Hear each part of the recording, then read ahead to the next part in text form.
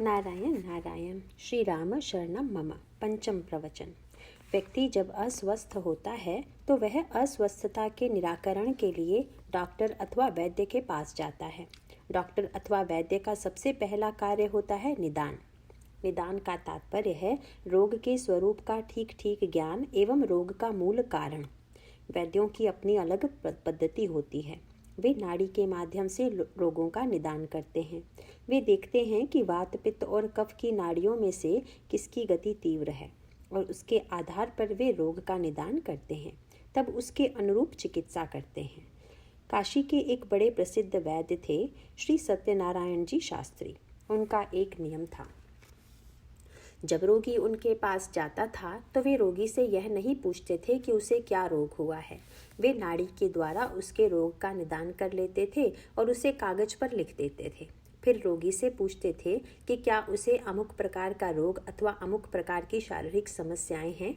कुछ रोग ऐसे होते हैं जो बड़े लज्जाजनक माने जाते हैं और मनुष्य के दुष्कर्मों के परिचायक होते हैं। अतः स्वाभाविक रूप से ऐसे रोगी संकोच के कारण अपने रोग को छिपाने की चेष्टा करते थे। उन्हें स्वीकार करने में बड़ा संकोच होता है कि उन्हें ऐसा घृणित रोग हुआ है। ऐसी दशा में इनका एक सुनिश्चित नियम था कि वे ऐसे रोगी से कह देते थे कि भाई, मैं आपकी चिकित्सा करने में असमर्थ हूँ। जब रोग का निदान ही सही नहीं कर पाया तब औषध की जो व्यवस्था करूँगा वह भी सही नहीं होगी। रोगी जब यह देखता है कि वैद्य जी ने चिकित्सा करने से इनकार कर दिया तो एकांत में वह स्वीकार कर लेता था कि आपने जो निदान किया है वह ठीक है, और तब वे औषध देते थे। निदान का चिकित्सा में कितना महत्व है यह उसका एक प्रमाण है। आधुनिक चिकित्सा विज्ञान में भी चिकित्सक रोगी के विभिन्न पदार्थों की जांच करते हैं तथा उसके माध्यम से रोग का पता लगाने की चेष्टा करते हैं। और विलक्षणता यह है कि अगर जांच में कोई कीटाणु पकड़ में न आए तो उससे चिकित्सक प्रसन्न नहीं होता, क्योंकि वह यह मानता है कि व्यक्ति अगर अस्वस्थ है तो उसके भीतर रोग के कीटाणु विद्यमान होने ही चाहिए। कीटाणुओं का पकड़ में न आना जांच में कमी का परिचायक है, उसके अभाव का परिचायक नहीं है। और जब चिकित्सक को रोग के कीटाणु प्राप्त हो जाते हैं तो उसे प्रसन्नता इस अर्थ में होती है कि उसके लिए चिकित्सा का मार्ग खुल गया। अतः प्राचीन और आधुनिक दोनों चिकित्सा विज्ञानों में निदान को अत्यधिक महत्व दिया जाता है। निदान में रोग का पकड़ में आ जाना कल्याण का प्रथम सोपान है। यह बात मानस रोगों पर भी लागू होती है। मानस रोग का वर्णन सुनकर बहुधा जो श्रोता मुझसे मिलने के लिए आते हैं वे बड़े घबराए से रहते हैं। वे मुझसे आग्रह करते हैं कि आप केवल रोग का वर्णन ही ना करें बल्कि उसकी दवा भी बताते चलें। पर मैं तो जिस पद्धति से इस प्रसंग में रोगों का वर्णन किया गया है उसी के अनुरूप आपके सामने बात रख रहा हूँ। हम लोग पहले रोग का निदान ठीक कर लें, सही सही अर्थों में यह समझ लें कि हमारे जीवन में कौन सी समस्या है तथा यह जान लें कि मन में जो रोग विद्यमान हैं वे कैसे उदित होते हैं एवं उनकी प्रक्रिया कैसी है। रामचरितमानस में रोगों का वर्णन करके केवल डराया ही नहीं गया है, उसमें रोगों के विस्तृत वर्णन के बाद फिर ऐसी औषधि की व्यवस्था भी दी गई है जिसके द्वारा व्यक्ति इन मानस रोगों से मुक्त हो सके। यह एक विस्तृत प्रसंग है और आदरणीय स्वामी जी महाराज की आज्ञा है कि मैं इसका विश्लेषण संक्षेप में न करके विस्तार से ही करूं। यद्यपि मैं अंतिम दिन तक निदान का ही पूरी तरह वर्णन नहीं कर पाऊंगा, क्योंकि यह एक बड़ा विस्तृत प्रसंग है, तथापि औषधि की थोड़ी बात भी कह दूंगा जिससे लोगों के मन में एक आशा बंधे। वैद्य नाड़ी के माध्यम से देखता है कि व्यक्ति के शरीर में पित्त, कफ अथवा वात में से कौन सी नाड़ी कुपित है।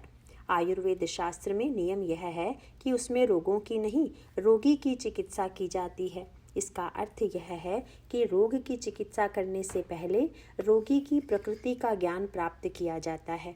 रामचरितमानस में भी आध्यात्मिक दृष्टि से व्यक्ति की जो चिकित्सा की गई है उसमें इसी पद्धति का पालन किया गया है। वैद्य पहले देखते हैं कि व्यक्ति की प्रकृति कौन सी है, वात की है अथवा पित्त की या कफ की, और उस पर ध्यान रखकर वे दवा देते हैं। ठीक इसी प्रकार मानवीय प्रकृति में भी विभिन्न प्रकार के दोष हैं, पर विभिन्न दोषों के होते हुए भी प्रत्येक व्यक्ति के जीवन में किसी न किसी दोष की मुख्यता होती है। कई व्यक्तियों को क्रोध बहुत आता है, बहुतों को क्रोध नहीं आता, पर उनके जीवन में काम वासना की प्रधानता दिखाई देती है। फिर बहुतों के जीवन में लोभ अत्यंत उग्र मात्रा में रहता है। इस प्रकार मानस की दृष्टि से व्यक्ति का विभाजन मूलतः 3 प्रकार से किया गया है। इन 3 प्रकार के व्यक्तियों में प्रकृति के विकृत होने पर अलग अलग मानसिक रोगों का जन्म होता है। इसलिए यदि हम व्यक्ति की प्रकृति को पहले समझ लें तो चिकित्सा सरल हो सकती है। यह रामचरितमानस क्या है? चिकित्सा के संदर्भ में यदि हम देखें तो इसमें विभिन्न रोगियों का वर्णन किया गया है। उन रोगियों में कुछ ऐसे हैं जो स्वस्थ हो जाते हैं और कुछ ऐसे भी हैं जो स्वस्थ नहीं हो पाते। इन रोगियों के दृष्टांतों के माध्यम से मानो यह बताया गया है कि किस प्रकार के व्यक्ति स्वस्थ होते हैं तथा किस प्रकार के रोगियों की अस्वस्थता दूर नहीं होती। जैसे सती हैं, उनके चरित्र में एक रोग उत्पन्न होता है और वह इस सीमा तक पहुंच जाता है कि उन्हें शरीर का परित्याग करना पड़ता है। पीलिया एक रोग है जिससे नेत्रों में पीलापन आ जाता है। जब यह रोग बहुत बढ़ जाता है तब व्यक्ति को सारी वस्तुएं पीली दिखाई देने लगती हैं। वस्तु तो ज्यों की त्यों होती है, पर आँखों का रंग बदल जाने से वस्तु भी बदली हुई दिखाई देती है। सो सती के जीवन में ऐसे ही मानसिक पीलिया का जन्म होता है।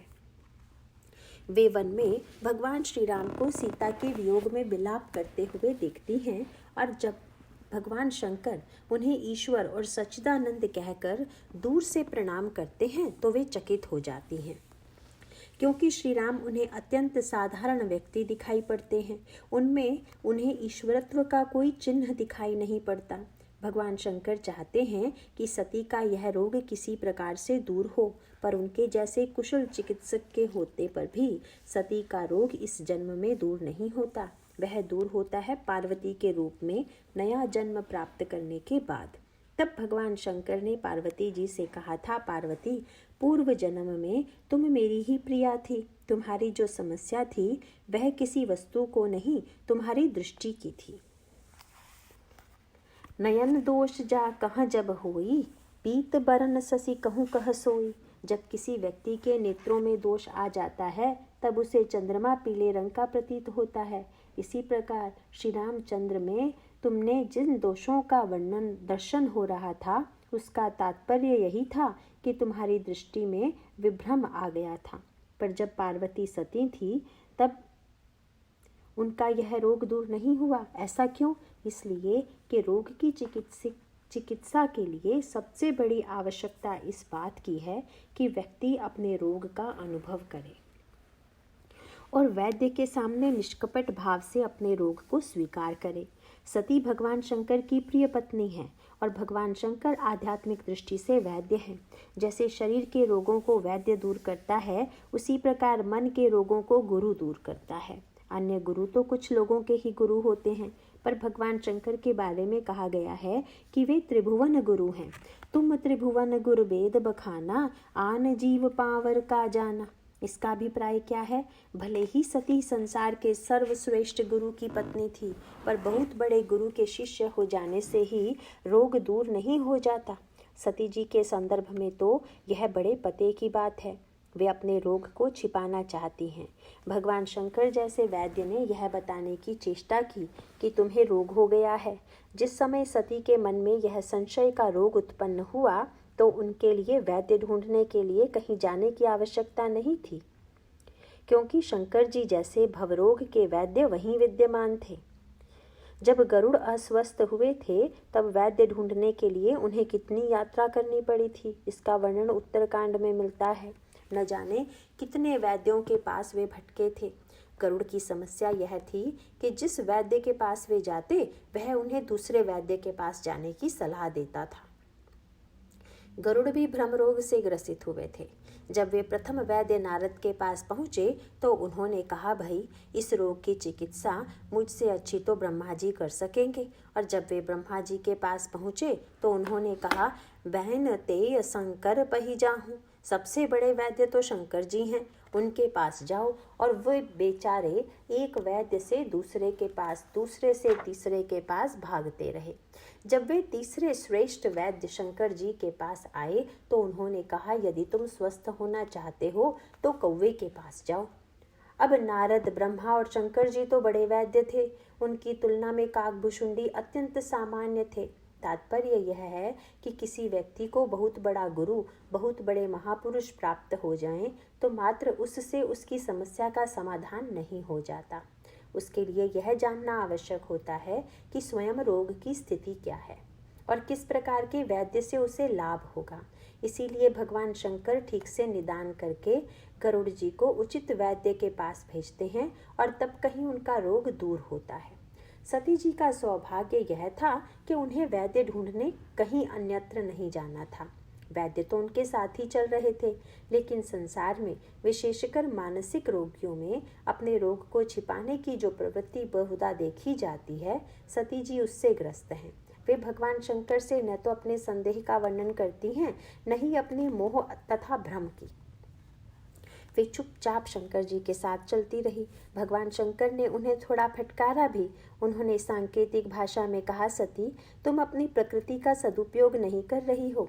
नारी की प्रकृति क्या है कि वह बड़ा कष्ट उठाकर बालक को 9-10 महीने तक गर्भ में धारण करती है, उसे पुष्ट करती है, तब फिर बालक का जन्म होता है। भगवान शंकर का तात्पर्य यह था कि नारी के लिए शिशु का उदर में धारण करना तो कल्याणकारी है, पर तुम जिसे हृदय में धारण कर रही हो वह अकल्याणकारक है।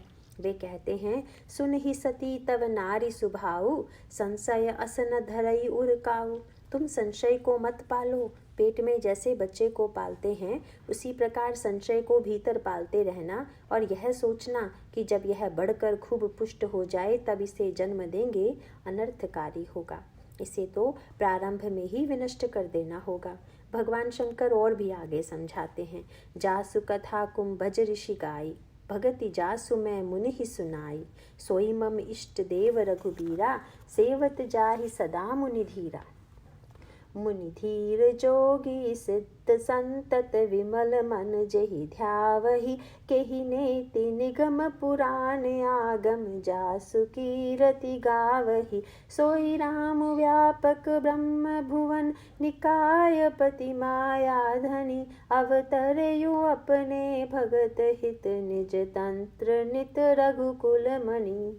जिनकी कथा का महर्षि अगस्त्य ने गान किया और जिनकी भक्ति मैंने मुनि को सुनाई, ये वही मेरे इष्ट देव रघुवीर हैं, जिनकी सेवा ज्ञानी मुनि सदा किया करते हैं। ज्ञानी मुनि, योगी और सिद्ध निरंतर निर्मल चित्त से जिनका ध्यान करते हैं तथा वेद पुराण और शास्त्र नेति नेति कहकर जिनकी कीर्ति गाते हैं, उन्हीं सर्वव्यापक समस्त ब्रह्मांडों के स्वामी, मायापति, नित्य परम स्वतंत्र ब्रह्म रूप भगवान श्री राम ने अपने भक्तों के हित के लिए रघुकुल के मणि रूप में अवतार लिया है। यद्यपि शंकर जी ने सती को बहुत प्रकार समझाया, फिर भी सती जी के हृदय में उनका उपदेश नहीं बैठा। ऐसा क्यों?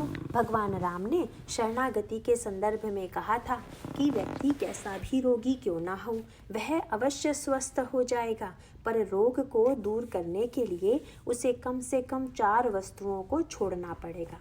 वे कहते हैं, जो न होई सचराचर दोही, आवई सभय शरण तकी मोही, तजी मद मोह कपट छल नाना। मेरी शरण में आने से पहले व्यक्ति को मद, मोह, कपट और छल छोड़ देना चाहिए।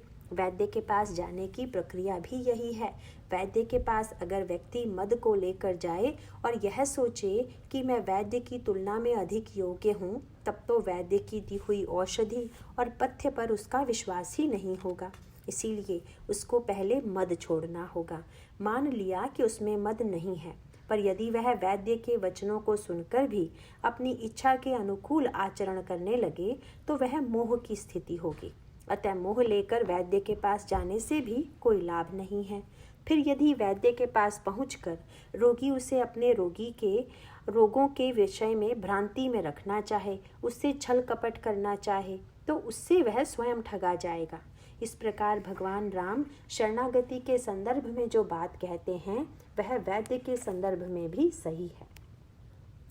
यदि हम ईश्वर की शरण में जाएं तो हम में चाहे कितने भी दोष विद्यमान क्यों ना हो, यदि हम मद, मोह, छल और कपट छोड़कर उनसे दोष मुक्त होने की प्रार्थना करें तो वे अवश्य हम पर कृपा करेंगे और हमें दोषों से मुक्त कर देंगे।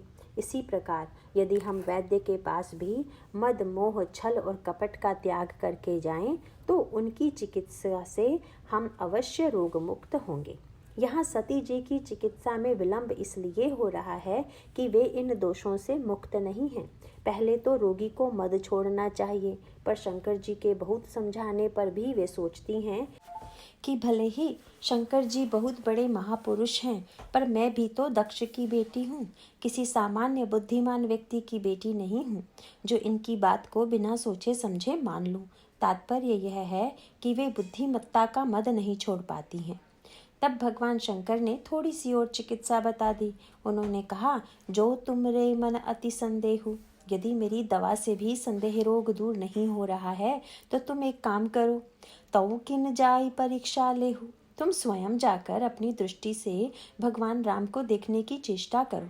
मगर जब सती जाने लगी तो भगवान शंकर ने सावधान कर दिया, जैसे जाय मोह भ्रम भारी, करे हूँ सो जतन विवेक विचारी।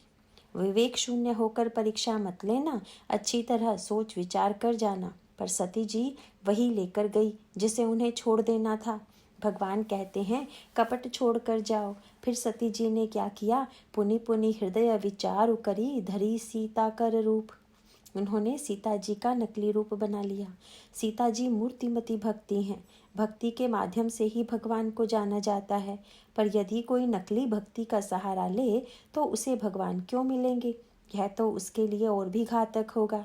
सती यदि सती के रूप में भगवान राम के समक्ष जाती तो समस्या उतनी नहीं होती। यदि हम में भक्ति का अभाव है तो उसे स्वीकार करना कल्याणकारी है, पर वैसा न करके नकली भक्त बनकर ईश्वर को ठगने की चेष्टा करना अविवेक की पराकाष्ठा है। लेकिन सती जी वही करती हैं। वे न मद छोड़ पाई, न मोह, न कपट और न छल ही। गोस्वामी जी लिखते हैं, पुनि पुनि हृदय विचार करी, धरी सीता कर रूप, आगे होई चली पंथ तेहि, जही आवत नर भूप।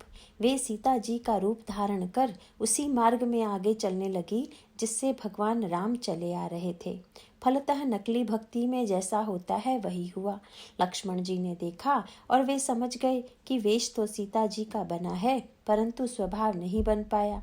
भक्त का बाना तो बनाना सरल है, परंतु भक्त का शील लाना बड़ा कठिन है। वे समझ गए कि ये तो नकली सीता है, असली सीता तो सदैव श्री राम के पीछे चलती है, आगे नहीं। असली भक्ति ईश्वर के पीछे ही चलती है, ईश्वर की इच्छा के अनुकूल ही अनुगमन करती है।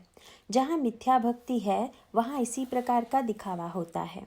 भगवान राम ने जब सती जी को सीता के वेश में देखा तो उन्होंने हाथ जोड़कर प्रणाम किया। जोरी पानी प्रभु कीन्ह प्रणाम। इसमें बहिरंग दृष्टि से तात्पर्य था उनके प्रति सम्मान प्रकट करना, और अंतरंग दृष्टि से यह कि भले ही वे मद और अहंकार के वशीभूत होकर सीता जी का रूप धारण कर आई हैं, परंतु जब वे परीक्षा लेने की दृष्टि से आती हैं तब परीक्षक को प्रणाम करना ही उचित है। इसीलिए प्रभु ने उन्हें प्रणाम किया और कहा, मैं दशरथ का बेटा राम आपको प्रणाम करता हूँ। जोरी पानी प्रभु कीन्ह प्रणामु, पिता समेत लीन निज नामु। साथ ही प्रभु रोगिणी को उस अच्छे वैद्य की याद दिला देते हैं जिसे छोड़कर वह भटक रही थी। कहते हैं, कहो बहोरी कहाँ वृष केतु, विपिन अकेली फिरहूं के ही हेतु। देवी शंकर जी कहाँ हैं? आप अकेली वन में कहाँ भटक रही हैं? भगवान राम के वचनों को सुनकर सती संकोच से गड़ जाती है और सारा भेद खुल गया। वे चुपचाप शंकर जी के पास लौट आती हैं। फिर भी उनका रोग ठीक नहीं हो पाता है, क्योंकि रोग के ठीक होने की शर्त यह है कि रोगी वैद्य से झूठ ना बोले। और यहाँ जब शंकर जी ने सती से पूछा, लीन ही परीक्षा कवन विधि, कहूँ सत्य सब बात, सही सही बताओ तुमने किस प्रकार परीक्षा ली? तो सती जी ने तुरंत कहा, कछु न परीक्षा लीन ही गोसाई, कीन्ह प्रणाम तुम्हारी ही नाई। मैंने कोई परीक्षा नहीं ली, आपने जरा दूर से प्रणाम किया था, मैं जाकर पास से प्रणाम कराई। इस प्रकार से वे मिथ्या भाषण करती हैं। अगर रोग बढ़ा हुआ है तो वैद्य को बताना चाहिए कि वैद्य जी, मेरा रोग बढ़ गया है। पर ऐसा न करके यदि व्यक्ति यह दिखाने की चेष्टा करे कि मैं स्वस्थ हूँ, तो उससे उसके सुधार की आशा नहीं रह जाती। सती के जीवन में यही हुआ। भगवान शंकर के द्वारा सती के परित्याग का तात्पर्य यह था कि तुम जब अपने रोग को छिपाना चाहती हो, अपनी चिकित्सा के प्रति उदासीन हो, तो ऐसे रोगी का वैद्य के पास रहने से क्या लाभ।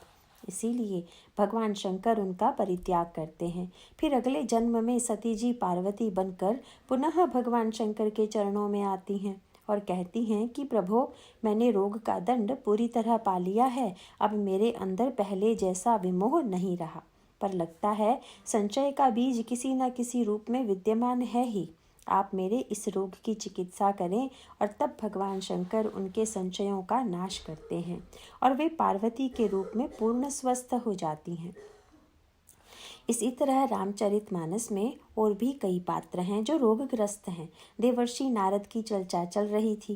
काम को जीतने के बाद नारद जी में इतने रोग आ जाते हैं कि पढ़कर आश्चर्य होता है। ऐसा लगता है कि संसार का ऐसा कोई विकार नहीं है जो नारद के जीवन में न आया हो। लेकिन नारद जी स्वस्थ हो जाते हैं।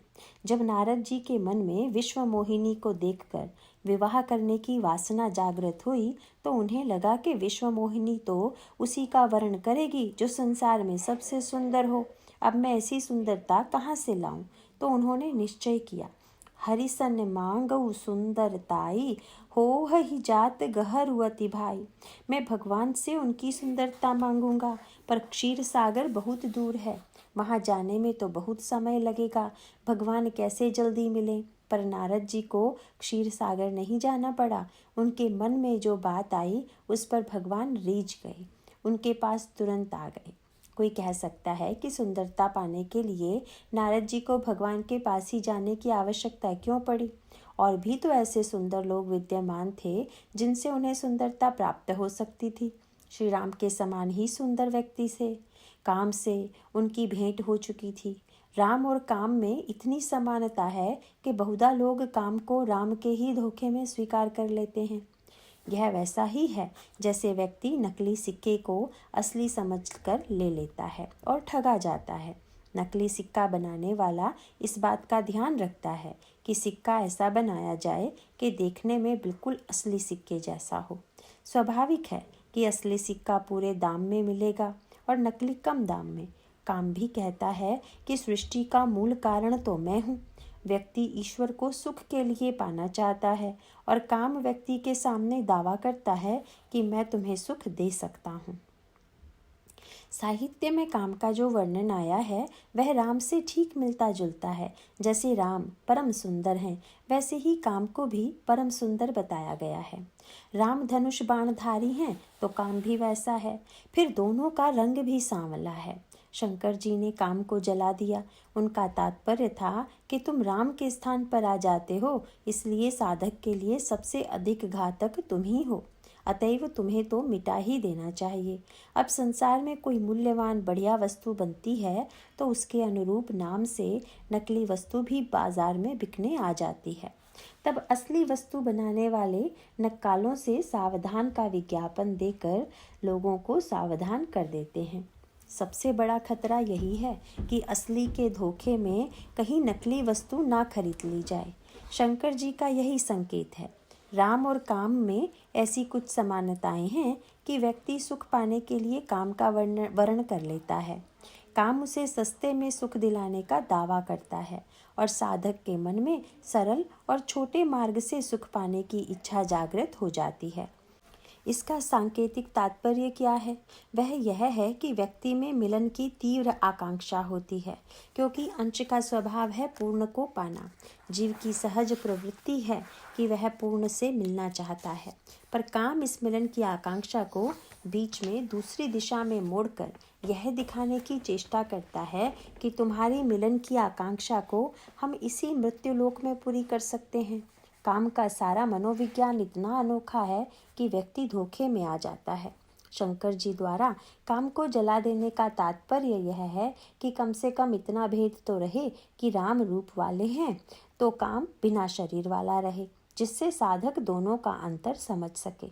इतना अंतर डालकर उन्होंने काम को जीवित कर दिया और कहा कि तुम अनंग होकर जीवित रहो। ये नकली वस्तु बनाने वाले लोग नाम भी बिल्कुल मिलता जुलता रखते हैं। देख लीजिए, राम और काम में ये दोनों नाम भी कितने समान हैं। अक्षरों में भी र और क का ही भेद है। तो नारद जी को यदि सौंदर्य की आवश्यकता थी तो वे काम से ही सौंदर्य मांग सकते थे, क्योंकि काम भगवान राम के समान सुंदर है। फिर काम को पाने के लिए नारद जी को बहुत दूर जाने की आवश्यकता भी नहीं थी। काम उनका बड़ा कृतज्ञ था, क्योंकि कुछ समय पहले ही उन्होंने काम को जीता था। काम ने उनके चरणों में गिरकर क्षमा याचना कर ली थी, पर नारद जी ने निर्णय लिया कि काम से नहीं, भगवान राम से सुंदरता मांगूंगा, क्योंकि मोरे हित हरि सम नहीं कोऊ। मेरा हितैषी भगवान से बढ़कर कोई नहीं है। भगवान ने जब यह सुना तो वे गदगद हो गए।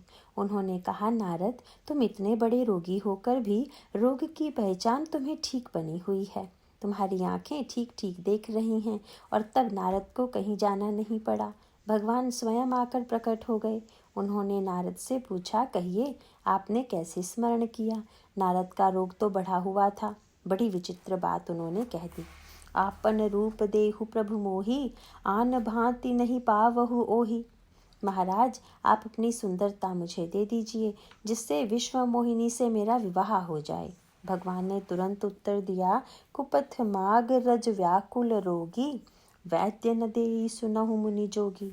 मुनि, यदि रोगी वैद्य से कुपथ्य मांगे तो वैद्य उसे देता नहीं है। रोगी है नारद और वैद्य हैं भगवान। वैद्य से कुपथ्य मांगा जा रहा है, पर भगवान प्रसन्न हैं। यही मानवीय प्रवृत्ति है कि जब मन में कोई बुरी इच्छा जागती है तो उसे पूरा करने के लिए मनुष्य किसी भले व्यक्ति के पास नहीं जाता। उसे संकोच होता है कि किसी भले व्यक्ति के सामने हम अपनी बुरी इच्छा कैसे कहें। इसीलिए वह किसी बुरे व्यक्ति को ढूंढता है और उससे अपनी बुरी इच्छा को पूरा करने में सहयोग चाहता है। आप घर में भी देखते होंगे कि कितनी बार रोगी बेचारे पथ्य करते करते ऊब जाते हैं।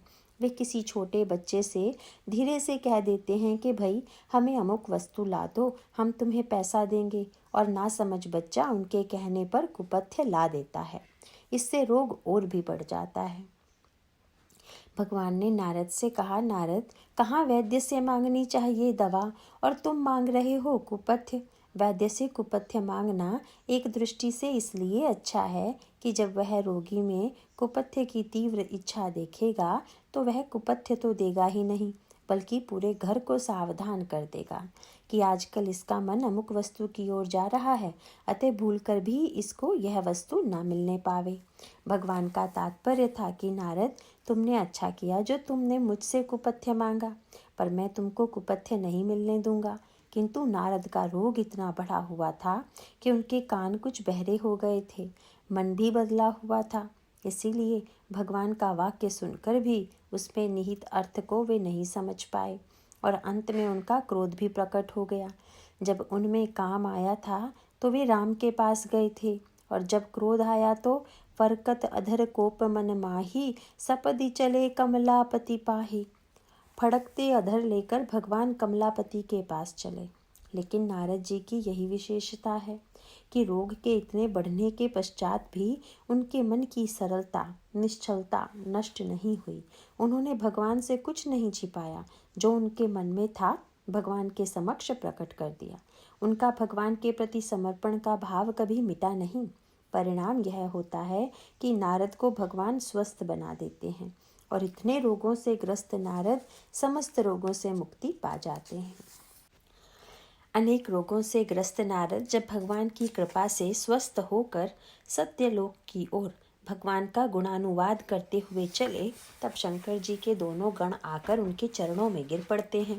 पहले तो वे नारद जी से यह कहकर कि शीशे में अपना मुंह देखो भाग खड़े हुए थे। निज मुख मुकुर विलोकहु जाई, अस कही दो भाग्य भय भारी।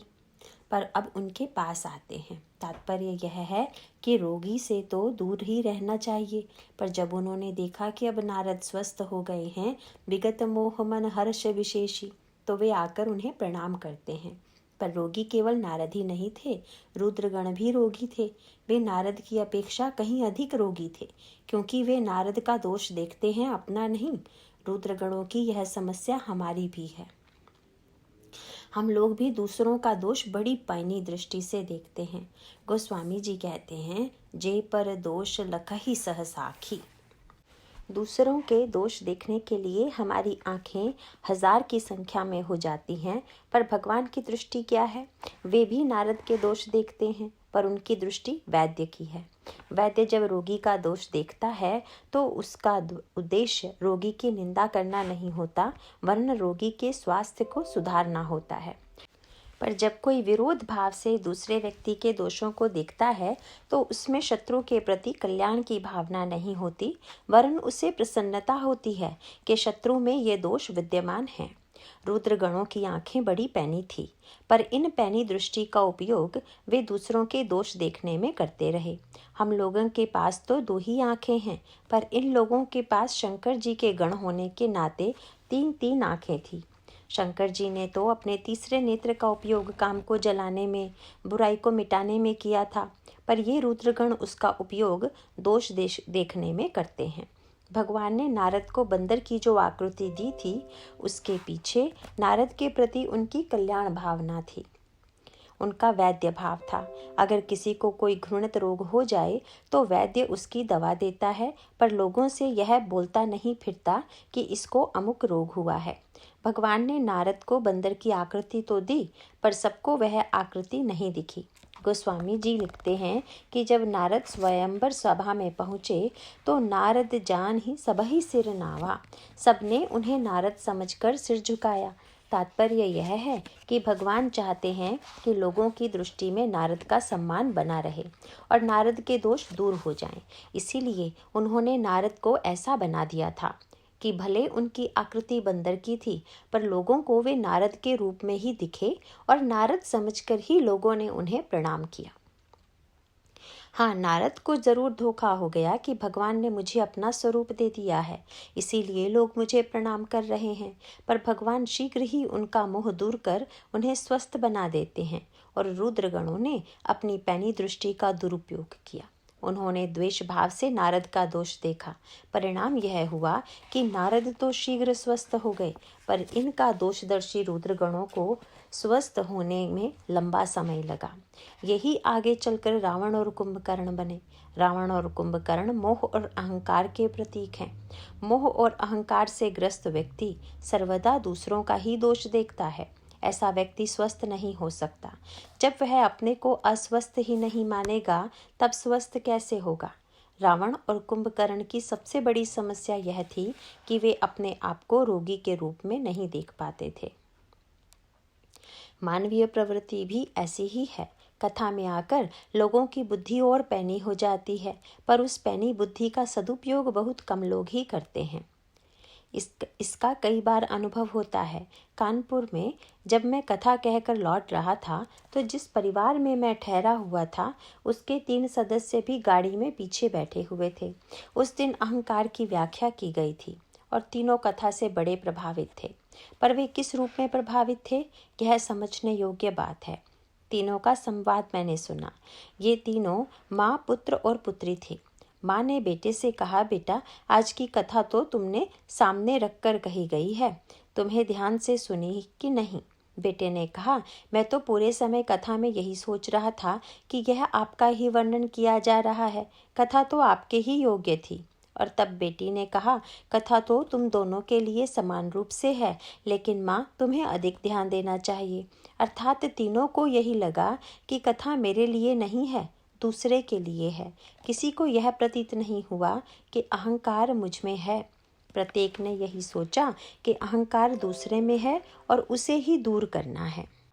इस वृत्ति से सावधान रहना चाहिए। यह रुद्रगणों वाली वृत्ति है। भगवान राम को रावण और कुंभकर्ण के रूप में इन रुद्रगणों को मारना पड़ा था। पहले उन्होंने हनुमान जी को देखा, हनुमान जी अर्थात शंकर जी को, क्योंकि शंकर जी ही हनुमान जी के रूप में आते हैं। भगवान राम ने मानो शंकर जी से कहा, महाराज आपके गण अस्वस्थ हो गए हैं, जाइए जरा दवा देकर आइए, आपके जाने से शायद वे ठीक हो जाएं। तो हनुमान जी वैद्य बनकर रावण की दवा करने चले और जब उन्होंने दवा की पुड़िया रावण को दी, सारा उपदेश सुनाया, तो उसका प्रभाव क्या हुआ? यही कि जैसे कोई वैद्य रोगी को दवा दे और रोगी उसके सामने ही यह कहकर पुड़िया को फेंक दे कि तुम जैसा नासमझ हमारी दवा करेगा, तुम में इतना दुस्साहस कि तुम हमें दवा दोगे, ऐसा ही व्यवहार रावण ने हनुमान जी से किया। हनुमान जी ने पहले रावण से कुपथ्य का परित्याग करने को कहा। कौन सा कुपथ्य? मोह मूल बहुसूल प्रद त्यागहु तम अभिमान। देखो, मोह और अहंकार का त्याग कर दो, ये तुम्हारे विनाश के हेतु हैं। और फिर दवा बताते हुए कहा, बजहु राम रघुनायक कृपा सिंधु भगवान। कृपा के सागर भगवान रामचंद्र जी का भजन करो। इस प्रकार हनुमान जी ने उसे पथ्य भी बता दिया और दवा भी। यह सुनकर रावण बोला बिहसी महा अभिमानी, मिला हमारी तो कपि गुड़ बड़ ज्ञानी। अच्छा, तो क्या आप हमारी दवा करेंगे? सारे संसार की दवा मैं करूं और बंदर तेरा इतना दुस्साहस कि मुझ जैसे महापंडित को बताओ कि मैं क्या करूं और क्या ना करूं। तो यह है रावण की अवस्था।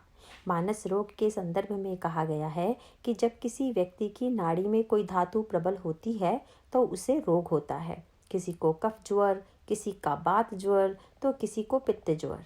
इसका अभिप्राय यह है कि यदि काम का प्रकोप हुआ तो वात ज्वर, क्रोध आया तो पित्त ज्वर और लोभ आया तो कफ ज्वर, और अगर तीनों आ जाएं तो इसी को मानस रोग प्रसंग में कहा गया है, काम वात कफ लोभ अपारा, क्रोध पित्त नित्य छाती जारा। प्रीति कर हई जो तीनों भाई, उपजई सन्यपात दुखदाई। यदि वात पित्त और कफ ये तीनों भाई मिल जाएं तो दुखदायक सन्निपात रोग हो जाता है। आयुर्वेद में बताया गया है कि तीनों धातुओं के कुपित हो जाने पर सन्निपात हो जाता है। सन्निपात के रोगी का एक प्रधान लक्षण यह है कि जब सन्निपात रोग बहुत बढ़ जाता है तो रोगी बहुत बकझक करने लगता है। रावण की दशा ऐसी ही है, उसमें काम की भी पराकाष्ठा है, फिर क्रोध की भी और लोभ की भी। तात्पर्य यह है कि वह सन्निपात की पराकाष्ठा में पहुंच चुका है।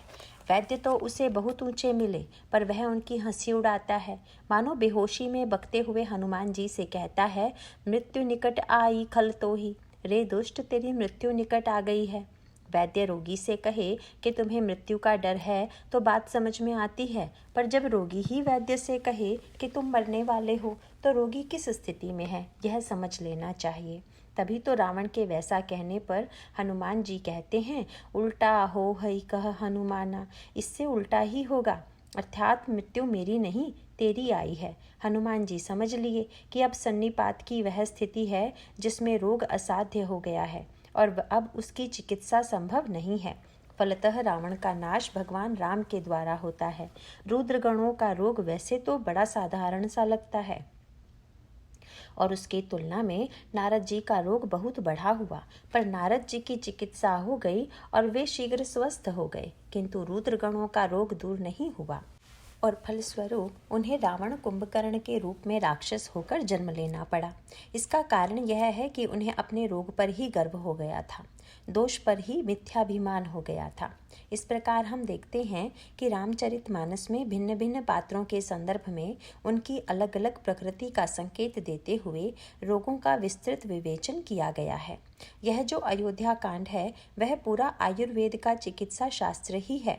इसमें आप देखेंगे कि अलग अलग व्यक्ति किस प्रकार रुग्ण होते हैं, चाहे वह मंथरा हो या कैकई अथवा महाराज श्री दशरथ। रामायण के ये दृष्टांत मानो हमें यह बताने के लिए हैं कि हम इन पात्रों के संदर्भ में यह देखने की चेष्टा करें कि किस पात्र से हमारी प्रकृति मिलती जुलती है और वह पात्र किस तरह स्वस्थ हुआ, तथा यदि नहीं हुआ तो क्यों नहीं हुआ। उससे आप मानसिक रूप से स्वस्थ होने का उपाय देख पाएंगे। अयोध्या कांड के प्रारंभ में हम संकेत पाते हैं कि अयोध्या में बड़े संत, बड़े सच्चरित्र पुरुष थे। साथ ही यह भी कि अगर समाज में 100 व्यक्ति भले हों और एक आध व्यक्ति बुरा हो तो यह सोचकर हमें निश्चिंत नहीं हो जाना चाहिए कि एक व्यक्ति के बुरे होने से समाज पर कोई बुरा प्रभाव नहीं पड़ेगा। समाज में यदि एक व्यक्ति भी अस्वस्थ होगा तो वह दूसरे व्यक्ति को भी अस्वस्थ बना सकता है। शरीर के रोगों के संबंध में यह नियम मन के रोगों के संबंध से भी सत्य है। जिन लोगों के जीवन में मानसिक रोग होते हैं वे अपने संपर्क के द्वारा दूसरों के मन में भी रोग के कीटाणु बैठाकर उनको अस्वस्थ बना देते हैं। आप देखेंगे अयोध्या में सब स्वस्थ व्यक्ति थे, केवल एक ही व्यक्ति अस्वस्थ मन वाला था, वह थी मंथरा। उसे क्या रोग था? गोस्वामी जी इसे मानस रोग के संदर्भ में कहते हैं, पर सुख देख जरन सोई छई। दूसरे के सुख को देखकर जो जलन होती है वह राज्य यक्षमा रोग है और मंथरा को यही रोग हो गया है। वह नगर में जाती है, देखती है कि नगर को सजाया जा रहा है, वाद्य बज रहे हैं, मंगल गान हो रहा है। उसने लोगों से पूछा कि नगर क्यों सजाया जा रहा है। उसे सूचना मिली कि कल राम को राज्य मिलने वाला है। गोस्वामी जी लिखते हैं, पूछे सी लोगन काह उछाहू, राम तिलक मुनि भा उरदाहू। श्री रामचंद्र के राज तिलक की बात सुनते ही उसका हृदय जल उठा, मानो उसे मानसिक राज यक्षमा रोग हो गया। यह राज यक्षमा लेकर कैकई के पास जाती है। कैकई जी को देखने से लगता है कि वे स्वस्थ हैं, उनमें कोई दुर्बलता नहीं है, पर मानस रोग के संदर्भ में यह भी बात कही गई है कि जो व्यक्ति अस्वस्थ है केवल वह नहीं वरन जो स्वस्थ दिखाई दे रहा है वह भी अपने को स्वस्थ मानकर निश्चिंत ना रहे, उसे भी रोग से सावधान रहना चाहिए। ऐसा लगता था कि कैकई स्वस्थ थीं, पर वे रोग शून्य नहीं थी। मंथरा ने उस रोग को उभार दिया। प्रारंभ में ऐसा लगता है कि कैकई में राज यक्षमा नहीं है। दूसरों के सुख को देखकर जलन होने वाली बात कैकई में नहीं दिखती, क्योंकि मंथरा ने जब आकर कैकई को समाचार दिया कि कल राम को राज्य प्राप्त होने वाला है, तो कैकई जी के हृदय में कोई दुख नहीं हुआ, न कोई जलन हुई, वरन प्रसन्न होकर बोली, मंथरा, तुमने इतना सुंदर समाचार सुनाया है कि राम तिलक जौं साच हूँ काली, देव मागू मन भावत आली। यदि सचमुच कल राम को राज्य मिलने वाला है तो तुम जो मांगोगी वही मिलेगा। इससे लगता है कि कैकई जी में राज यक्षमा के कोई लक्षण नहीं हैं, पर यह बड़ी छूट वाली बीमारी है। मंथरा से थोड़ी देर तक उनका वार्तालाप हुआ नहीं कि मंथरा के मुंह से उनके कान में ऐसे कीटाणु बैठे कि वे राज यक्षमा से पूरी तरह ग्रस्त हो गईं और दशरथ जी से कह उठी कि भरत को राज्य दीजिए और राम को वन। इतना ही नहीं, वे कहती हैं, होत प्रात मुनुवेश धरी जाऊं, न रामु बन जाहि, मोर मरन राउर अजस, नृप समझई मन माहि। यदि प्रातःकाल होते ही राम राज्य छोड़कर बनवासी वेश में वन को नहीं जाते हैं तो समझ लीजिए मेरी मृत्यु होगी और आपको कलंक प्राप्त होगा। तात्पर्य यह है कि कैकई जी में मंथरा के सारे लक्षण आ गए। मंथरा ने उन्हें ऐसी पट्टी पढ़ाई कि वे उससे कहने लगी, मंथरा, मुझसे बड़ी भूल हो गई। तुमको मैंने सदा अपने पैरों के पास बिठाया, पर तुम मेरे पैरों के पास बैठने योग्य नहीं हो। तुम्हारे लिए तो मैंने सही स्थान चुन लिया है। कौन सा स्थान? कैकई कहती है, करऊं तो ही चख पूतरी आली। तुम आँखों की पुतली बनाकर रखने योग्य हो। और सचमुच मंथरा उनकी आँखों में ऐसी बैठी कि जो मंथरा देखती थी कैकई को वही दिखाई देने लगा। इस प्रकार गोस्वामी जी एक सांकेतिक विवरण देते हैं कि मानसिक रोग का संक्रमण कैसे होता है। महाराज दशरथ भी कितने सद्गुण संपन्न महापुरुष थे, कितने स्वस्थ थे, पर वे भी रोगग्रस्त हो जाते हैं। क्यों? इसलिए कि कैकई रोगग्रस्त होकर बैठी हुई है। वे उनके पास जाते हैं। रोगी के पास तो वैद्य को ही जाना चाहिए। वस्तुतः जहाँ छूत का रोग है वहाँ अन्य व्यक्ति के जाने से उसके रोगग्रस्त होने की संभावना बनी रहेगी। दशरथ जी यह सावधानी नहीं करते, परिणाम यह होता है कि वे भी मानसिक रोग के शिकार हो जाते हैं। दशरथ जी को दासियों ने सूचना दी कि कैकई कोप भवन में बैठी हुई है, अर्थात रुग्ण है। कैसा रोग? गीता में कहा गया है, संगात संजायते कामः, कामात् क्रोधो भी जायते। संग से काम का उदय होता है और काम से क्रोध का। तात्पर्य यह है कि मंथरा के संग से कैकई के भीतर भरत को राज्य दिलाने की कामना का उदय हुआ और उसमें राम को बाधक समझकर क्रोध उत्पन्न हो गया। इसीलिए वे कोप भवन में बैठी हैं। उनका रोग क्रमशः वृद्धि की ओर जा रहा है। यह विचित्र बात है कि कैकई मंथरा से भी अधिक अस्वस्थ हो गई। मंथरा उनके भीतर अपना छूत का रोग बैठाकर चली गई और उनको संकेत करती गई कि आप कोप भवन में जाकर बैठिए। इसका अर्थ क्या है? गोस्वामी जी कहते हैं, काम वात कफ लोभ अपारा, क्रोध पित्त नित्य छाती जारा। अर्थात जीवन में यदि लोभ आ जाए तो इसका अभिप्राय है कि कफ बढ़ रहा है। शरीर में थोड़ा कफ रहे यह उचित है, क्योंकि वह भी शरीर का एक भाग है, पर यदि कफ बढ़ने लगे तो वह अस्वस्थता की निशानी है। जब कफ बढ़ने लगता है तो वह हृदय को पूरी तरह जकड़ लेता है, यहाँ तक कि सांस लेना भी कठिन हो जाता है। इसका अभिप्राय यह हुआ कि समाज में अगर लोक व्यवहार के लिए लोभ बना रहे तो अनुचित नहीं है, क्योंकि व्यक्ति जब जीवन को चलाने के लिए व्यापार करता है, नौकरी करता है, तो किसी न किसी सीमा तक उसे लोभ को स्वीकार करना ही पड़ता है। जिस प्रकार उचित परिणाम में कफ की मात्रा शरीर को स्वस्थ रखती है, उसी प्रकार धन का उपयोग परिवार, समाज तथा देश के लोक हितकर कार्यों में होने से लोभ की सार्थकता होती है। लेकिन जैसे कफ का अतिरेक होने से हृदय जकड़ जाता है, उसी प्रकार लोभ का अतिरेक होने से हृदय कठोर हो जाता है। लोभ रूपी कफ हृदय में ऐसा जम जाता है कि उसे निकालना कठिन हो जाता है। कैकई की यही दशा हो गई। फलस्वरूप क्रोध पित्त नित्य छाती जारा, वे हृदय को जलाने वाले क्रोध रूपी पित्त से भर गईं। ऐसी दशा में महाराज दशरथ को चाहिए था कि वे कैकई के पास न जाकर लौट आते और वैद्य को भेजते। वैद्य कौन थे? गुरु वशिष्ठ। वे आकर कैकई की चिकित्सा करते। लेकिन महाराज दशरथ स्वयं कैकई के कोप भवन में चले जाते हैं। गोस्वामी जी कहते हैं कि आज तक तो लगता था कि महाराज दशरथ स्वस्थ हैं, पर अब उन्हें देखकर लगता है कि उनके भीतर भी कुछ रोग विद्यमान हैं। वे लिखते हैं, कोप भवन सुनि सकुच उराऊ, भय बस अगहुड़ परई न पाऊ, सुरपति बसई बाह बल जाके, नरपति सकल रहई रुख ताके, सो सुनि तिय रिस गयऊ सुखाई, देखहु काम प्रताप बढ़ाई। कैकई कोप भवन में है, यह सुनकर राजा सहम गए। डर के मारे उनका पांव आगे की ओर नहीं पड़ता। स्वयं देवराज इंद्र जिनकी भुजाओं के बल पर आश्रित रहता है तथा सारे राजा लोग जिनका मुख देखते रहते हैं, वही राजा दशरथ स्त्री का क्रोध सुनकर सूख गए। काम का प्रताप और महिमा तो देखिए।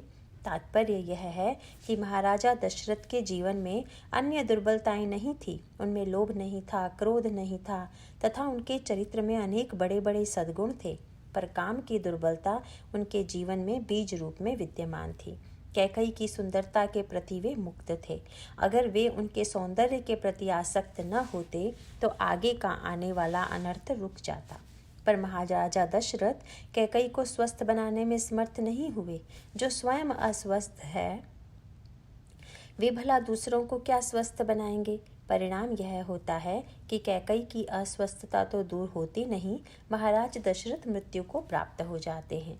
इस तरह हम पाते हैं कि जब अयोध्या में महाराजा दशरथ अस्वस्थ हो गए, कैकई अस्वस्थ हो गई, मंथरा और सारा समाज अस्वस्थ हो गया, तो भगवान राम और सीता जी वन को चले जाते हैं। भगवान राम हैं साक्षात ईश्वर और सीता जी हैं मूर्तिमती शांति। तात्पर्य यह है कि जब व्यक्ति और समाज मानस रोग से ग्रस्त होता है, ईश्वर और शांति दोनों उसके जीवन से दूर चले जाते हैं। अयोध्या में गुरु वशिष्ठ रह जाते हैं। वे वैद्य हैं, पर वे भी अनुभव करते हैं कि मानस रोग अयोध्या में इतना बढ़ गया है कि उसे दूर करना उनके द्वारा संभव नहीं है। तब एक दूसरे वैद्य बुलाए जाते हैं जो रामायण के श्रेष्ठतम वैद्य हैं। ऐसी बात नहीं है कि वशिष्ठ अच्छे वैद्य नहीं थे, पर एक वैद्य के द्वारा सब प्रकार के रोगों को दूर कर पाना संभव नहीं है। जैसे गरुड़ का रोग काकभुशुंडी ने ही दूर किया, अन्य दूसरा दूर नहीं कर पाया, उसी प्रकार मंथरा और कैकई के द्वारा जो रोग फैला दिया गया था, उसे वशिष्ठ जैसे वैद्य दूर करने में समर्थ नहीं थे। उसके लिए किसी और उत्कृष्ट वैद्य की आवश्यकता थी। वे थे श्री भरत जी। उनको बुलाया जाता है। भरत जी की चिकित्सा क्या थी? वे सारे समाज को साथ लेकर चित्रकूट जाते हैं और वहाँ सबको भगवान राम से मिला देते हैं।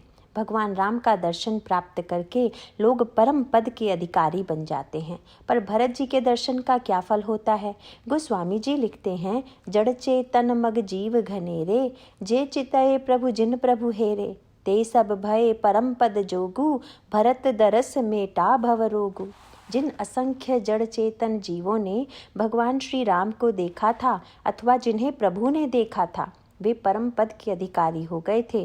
पर भरत जी के दर्शन से तो उनका भवरोग ही मिट गया। यह था भरत जी के दर्शन का प्रभाव। अयोध्या का अस्वस्थ समाज भरत जी की औषध से कैसे स्वस्थ होता है, यह एक विस्तृत विश्लेषण का विषय है। वैसे ही परशुराम जी का चरित्र भी हमारे सामने आता है। उनमें कामवात नहीं है, कफ लोभ भी नहीं है, पर उनमें क्रोध का पित्त प्रबल हो जाता है। उसे शांत करने की क्षमता किसी में दिखाई नहीं देती। उस क्रोध पित्त के शमन का कार्य भगवान श्री राम और श्री लक्ष्मण के द्वारा किया जाता है। तात्पर्य यह है कि अलग अलग प्रकार के व्यक्ति की चिकित्सा अलग अलग प्रकार की है। उदाहरणार्थ, जब लक्ष्मण जी मूर्छित हुए तब उनकी चिकित्सा के लिए भगवान राम ने हनुमान जी को दवा लेने भेजा। हनुमान जी के औषध लाने पर लक्ष्मण जी स्वस्थ हो गए। इस पर भगवान राम ने हनुमान जी की प्रशंसा करते हुए कहा, हनुमान, तुमने मेरी सेवा में इतने कार्य किए हैं कि मैं तुम्हारे ऋण से उऋण नहीं हो सकता। विशेषकर यह जो तुमने लक्ष्मण को स्वस्थ किया है, वह मेरी सबसे बड़ी सेवा है। अपनी प्रशंसा सुनकर हनुमान जी ने प्रभु के चरण पकड़ लिए और कहा, प्रभु, आप यह कह रहे हैं कि लक्ष्मण जी की दवा मैंने की, पर मुझे पता नहीं था कि मैं स्वयं रोगी हो गया था और आपने मुझे अपनी दवा कराने भेजा था। कहाँ? अपने सबसे बड़े वैद्य के पास। जिस रोगी को आप समझते हैं कि वह यहाँ ठीक नहीं हो पा रहा है, उसे आप भरत जी के पास भेज देते हैं। और प्रभु, भरत जी के पास मैंने अनोखी दवा पाई। कौन सी? महाराज, मेरे अंतःकरण में अहंकार के रोग के जाने की संभावना हो गई थी, पर भरत जी ने ऐसी दवा दी कि मेरा वह रोग दूर हो गया। प्रभु, आपने मुझे हर कार्य में अगुवा बना दिया। लक्ष्मण जी के मूर्छित होने पर मेघनाथ उन्हें उठा नहीं पाया था, पर मैं उन्हें उठा कर ले आया। जो काम मेघनाथ नहीं कर पाया वह मैंने किया। फिर मैं वैद्य को घर सहित उठा कर ले आया। यही नहीं, वैद्य ने जो दवा बतलाई उसे पर्वत सहित उठा कर ले आया। मुझे लगा कि रोगी, वैद्य और दवा, इन तीनों का बोझ मैं ही उठा सकता हूँ। यह अहंकार मेरे अंदर घर करने ही वाला था कि भरत जी ने ऐसी बढ़िया दवा दी कि वह जड़ मूल से नष्ट हो गया। कौन सी दवा? उन्होंने दिव्य बाण चलाया। लोग तो मारने के लिए बाण चलाते हैं, पर उनका बाण जब मेरी छाती में लगा तो मैं गिर पड़ा और जो रोग मुझे आने वाला था उसी का नाश हो गया। कैसे? महाराज, मैं समझ रहा था कि मैं पहाड़ को उठाए हुए हूँ, पर जब गिरा तो देखता हूँ कि पर्वत अधर में ही लटका हुआ है। मैं समझ गया कि अगर मैं पर्वत को उठाए होता तो मेरे गिरने से पर्वत भी गिरता। सो उनके बाण ने मेरे पहाड़ के उठाए रखने के भ्रम को दूर कर दिया। फिर उनकी दवा से मुझे एक दूसरा भी बड़ा लाभ हुआ। क्या? उन्होंने कहा, मेरे इस बाण पर पहाड़ के साथ बैठ जाओ। चढ़ू मम सायक शैल समेता, पठबऊ तो ही जहाँ कृपा निकेता। यह तुम्हें कृपा के धाम श्री राम जी के पास ले जाएगा। तो प्रभु, जैसा बाण मैंने भरत के पास देखा वैसा आज तक कहीं नहीं देखा। मारने वाला बाण मैंने देखा था, जल बरसाने वाला, आग बरसाने वाला, पर्वत की वर्षा करने वाला बाण तो मैंने देखा था, पर ऐसा बाण जो जीव को ईश्वर से मिला दे, वह मैंने केवल भरत जी के पास ही देखा। प्रभु ने हनुमान जी से विनोद में पूछा, तो क्या मेरा बाण ईश्वर से नहीं मिलाता है? मेरा बाण भी तो व्यक्ति को मारकर उसे मुझ में ही लीन करता है। हनुमान जी बोले, महाराज, मिलाता तो है, पर आपके और उनके बाण में अंतर है। आपका बाण तो मार कर मिलाता है, जबकि उनका बाण जीते जी मिला देता है। इस प्रकार हनुमान जी मानस रोग की चिकित्सा में भरत जी की महान भूमिका को उद्घाटित करते हैं और कहते हैं कि भरत जी के बाण ने उनके अभिमान का नाश कर दिया और उन्हें स्वस्थ बना दिया। मन की अस्वस्थता ही जीव को ईश्वर से दूर बनाती है। और जो ही हमारे अंतःकरण की अस्वस्थता दूर होती है, हम ईश्वर के सन्निकट पहुँच जाते हैं। नारायण नारायण।